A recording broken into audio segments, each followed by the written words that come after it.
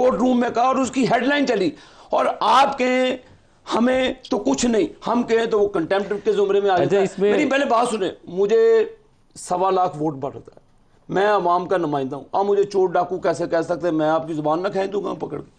मैं आपको नहीं, ये मैंने वैसे ही कहा, मेरी बात खत्म कर लेने दे। आप जिन जजों को कह रहे हैं, नहीं मैं किसी जज को नहीं कह रहा। किसको कह रहे हैं? मुझे भी नहीं कह रहे तो किसको कह रहे हैं? मुझे सिसिलियन माफिया का आपको किसने दिया? उसने वो जो रिटायर हो गया उसको किसने इख्तियार दिया था? साकिब निसार को और वो जस्टिस खोसा को, उसके बाप के मुलाजिम थे हम। क्यों हमें वो सिसिलियन माफिया कह रहे हैं? आप मुझे गाली देंगे, मैं आपको गाली दूंगा।